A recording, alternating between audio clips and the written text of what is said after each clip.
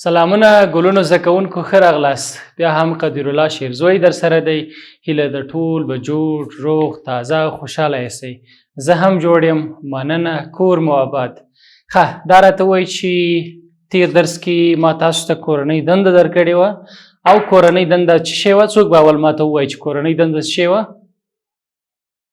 آفرین، ما تاسو ته ویلې چې نوې کلمې به زده کوئ او هم یې په جملو کې ولیکئ، استفاده کوي. اوس دا راته وایي چې چا کوم کلمې په جملو کې لیکلې یا نه؟ آفرین. ښه، مینوال څنګه دې لیکلې؟ موږ د پوهې مینان یو. آفرین، مینوال یو، زنده باد. بل مدام. مدام معنا څه وه؟ همیشه، تل. څنګه به جمله کې وایو؟ زه مدام یم، زه مدام په خپلو کتابو پام کړم، یعنی همیشه تل په خپلو کتابو باندې څه کوم؟ پام کړم. آفرین. ګلونو زده کوونکو، نن به بیا هم د خپل پښتو دریم ټولګي مضمون به در سره وي. د کوم مضمون؟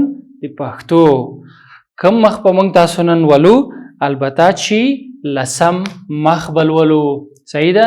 په لسم مخ کې چې دي زموږ تاسو سره تمرینونه دي، هغه به لولو. څو ډوله تمرین به کوو. اول ځینې هم معنا یا هم مترادفې کلمې چې دي هغه به پیدا کوو. له هغه نه وروسته هغه کلمې چې هغه څنګه دي هم وزنه وي هغه به پیدا کوو، او بل به بیا تاسو ته کورنۍ دنده هم درکوم. خو مخکې له دې نه راسره یو انځور بل هم دی. راځئ وګورو دغه انځور چې تاسو یې دلته ګورئ. په دې انځور کې څه شی تاسو وینئ؟ آفرین. په دې انځور کې څه شی لیکل شوي دي؟ هیڅ شی نه دی لیکل شوي. په دې انځور کې یوازې د ښوونځي څو نجونې دي چې تاسو وګورئ لاسونه وینځي. نو دا ده چې هر زده کوونکی، ښه زده کوونکی هغه څوک دي چې هغه همیشه خپل لاسونه، مخ یا ټول کالي، لباس، جامې او ځان وجود څنګه کوي؟ پاک ساتي.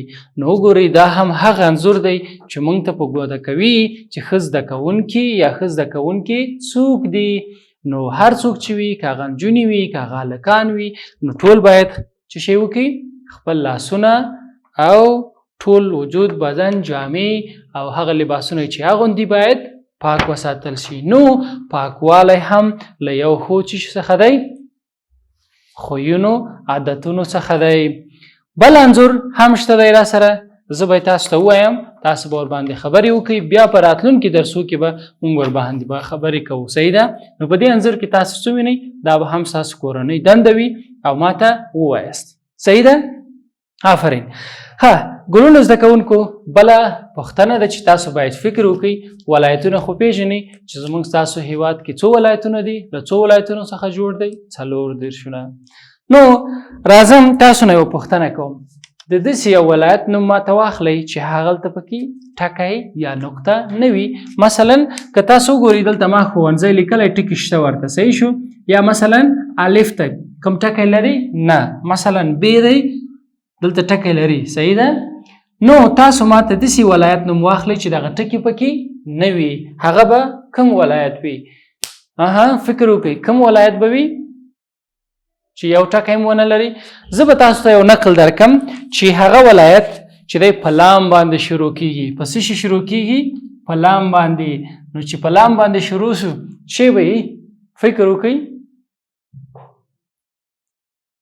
نشته؟ ښه، آخري توری به هم تاسو دلته زه کېږدم. راځئ وګورو. په لام شروع کیږي او پرې باندې خلاصیږي. هغه به کوم ولایت وي؟ آفرین، هغه به د لوګر ولایتي. نو لام، واو او گا پورې، نو دې نه چې جوړ شو؟ لوګر. نو لوګر هغه ولایت دی چې هیڅ نقطه پکې نشته. له څو تورو جوړ دی؟ له 4. خو دې کې هیڅ دغسې توري نه دي موجود. آفرین، هر چا چې ښودلی وي زنده باد. سمه ده؟ نو لوګر له هغو ولایتونو دی چې هغه توری نه لري. پام کوئ چې خلک دغه پوښتنه ډیره کوي، باید تاسو یاد وي. سمه ده؟ ښه، ګلونو زده کوونکو، راځو لسم مخ ته خو په لسم مخ کې مونږ ته څه ویل شوي دي دا راته ویل شوي دي چې هم وزنه کلمې پیدا کوي تاسو هم وزنه کلمې پیژنئ مثلا زه وایم دلته لیکل شوي دي چې شاګردان او ګلان چې شی دلته لیکل شوي چې شاګردان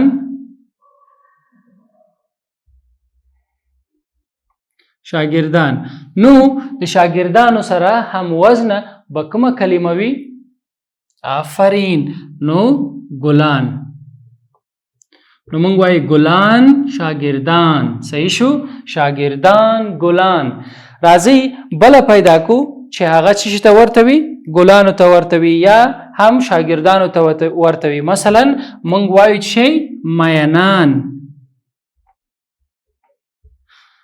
ګوري ګلان مینان دا چی شو بله کلمه شو چې هم وزن دي یو شانت دي بله به چی وي طرفداران وګوري بله کلمه چی شو طرفداران بله کلمه مونږ تاسو شیرو کې چې وا هغه چی وو خاوندان چی شي خاوندان ګلان مینان طرفداران خاوندان او بل به چی شي روان پسې روان یو نو بل کلمه به چی شي روان وګوري روان خاوندان طرفداران مینان ګلان شاګردان او شناسان یعنی پیژندون کی چی شي شناسان بل کلمه به چی شي شناسان او بل اندیوالان بل کلمه به چی شي اندیوالان وګوري اندیوالان شناسان روان خاوندان ټول چی شو هم وزن کلمې شوي خو دلته یو بل هم شته چې هغه تقریبا په آخري بیتو کې لیکل شوی ده څنګ نو د څنګ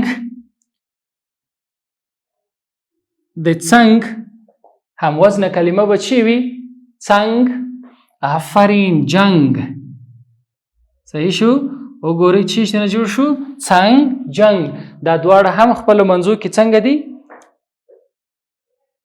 آفرین د خپل منځو کې سره هم وزن دي نو دا هغه کلمې دي چې هغه څنګه دي هغه هم وزن دي ګلان شاګردان طرفداران خاوندان روان شناسان او انډیوالان دا ټول کلمې څنګه دي په دې شعر کې چې راغلي دي هم وزن دي یعنی په دې سره شعر خو څنګه کیږي جوړېدل شي یو وزن په یو आवाज باندې خېول کیږي مثلا څنګه جنگ صحیح ده ها یو دوه درې دانی ما پکې پرې خول هغه به تاسو پیدا کړئ زه وګورم چې تاسو اوس هم وزنه یا هغه چې هغه یو قسم ویل کیږي تاسو هغه کلمې پیدا کول شي او کنه سمه ده ها راځو بل مترادف کلمو ته تاسو پوهیږئ چې مترادف کلمې څه شي ته وایي څوک به ماته وایي چې مترادف کلمې څه شي ته وایي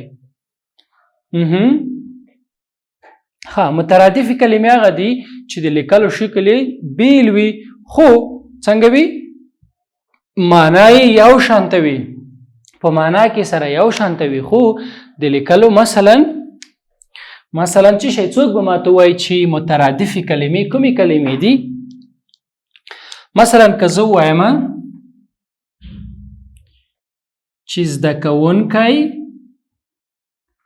نو د دې د زده کوونکي مترادفه کلمه به څه شی وي آفرین شاګرد صحیح شو چې شی شاګرد نو شاګرد او زده کوونکی دواړه څنګه دي مترادف کلمې دي که څه هم شکلونه یې لوستلو توري یې پکې بیل بیل کارول شوي خو معنا یې څنګه ده یو شانته ده نو په دې خاطر راځئ دلته موږ تاسو یو څو کلمې لرو موږ تاسو به دا پیدا کړو چې د مکتب مترادفه کلمه څه شی دی یعنی په تورو کې به فرق لري خو د دې مترادفه کلمه څه شی ده نو زه به تاسو نه پوښتنه وکم چې آیا د مکتب مترادفه کلمه څه شی دی څوک به ماته وایي مکتب مترادفه کلمه امتحان ده نه آفرین همیشه ده نه شاگردان دي نه نو د مکتب مترادفه کلمه به چی وي ښوونځی به وي نو تاسو به په خپل کتاب کې داسې ورباندې کرښه راکش کوي وګورئ نو موږ وایو چې د مکتب بله معنا یا بله کلمه څه شی دی هغه ښوونځی دی نو دا دواړه یو بل سره څنګه دي مترادفې کلمې دي راځو شاګردانو مترادفه کلمه به چی وي آفرین ډیر زیات اسانه هغه چې دلته نیر خواته ورسره لیکلي زده کوونکي نو زده کوونکي او شاګردان چې شو مترادفې کلمې شوې بل راځو ښکلې د ښکلې مترادفې کلمې به چی شوي آفرین ښایسته زنده‌باد نو چې شو ښایسته نو دا ښایسته څنګه شو ښایسته د څه شي مترادفه کلمه شوه د ښکلې همداسې مینه آفرین محبت مینه محبت دواړه څنګه دي مترادفې کلمې دي یو شانته معنا لري خو د لیکلو شکل یې بیل دی یعنی له مختلفو تورونه جوړ شوی دی هیواد به څه شي ته وایي څوک به ماته وایي چې هیواد به څه شي ته وایي آفرین د هیواد مترادفه کلمه به څه وي وطن وګورئ د هیواد مترادفه کلمه څه شو وطن او همدارنګه مدام به څه شي ته وایي د مدام بله معنا به څه وي آفرین مدام بله معنا ده همیشه د مدام بله معنا چې دی همیشه مدام همیشه صحیح ده نو دوه پاته دي ازموینې راځئ وګورو چې د ازموینې مترادفه کلمه چیرته ده ازموینې به زه داسې راشم په دې لار باندې چې تاسو نه خطا نشي صحیح ده داسې به راشم ازموینې دلته نو چې ته نه جوړ شو امتحان د ازموینې مترادفه کلمه چې شو امتحان نو امتحان ته موږ مترادفه کلمه دی امتحان وایو دی ازموینې راځو اخیرنی پاته دی چې هغه زیار دی نو دلته زیار زحمت ویستل زیار د څه شي مترادف دی زحمت دواړه یو معنا لري خو کلمې څنګه دي فرق لري نو دې ته وایي چې شی مترادفې کلمې ګلونو زده کوونکو ستاسو کورنۍ دنده به څه وي که چېرته تاسو راشئ په 10 مخ باندې صحیح ده دلته تاسو ته لیکل شوي دي چې دغه بیتونه دي او دلته په چوکاټ کې هم شته دغه بیتونه به تاسو دلته مکمل کړئ مثلا یو ما لیکلی تاسو ته دلته چې ما لیکلی د مکتب ښه شاګردان یو نو د مکتب ښه شاګردان یو نو په دې وخت کې به موږ تاسو کوم یو دلته ولیکو د مکتب ښه شاګردان یو د هیواد ښکلي ګلان یو دا به راواخلئ په دې ځای کې به یې ولیکئ دا به ستاسو چی بشي کورنۍ دنده بشي نو راتلونکي درسونو کې به بیا هم انشاءالله زه ستاسو په خدمت کې حاضرېږم درسونه مو د یاده ونوځي مترادفې کلمې هم ولیکئ باید هم وزنه کلمې هم پیدا کړئ او دا شعر یو ځل بیا څنګه کوي ولولئ حتما یې ګورئ باید ولولئ ځکه تاسو ښه زده کوونکي یاستئ نو زه درنه اجازت غواړم په لوی رب مو سپارم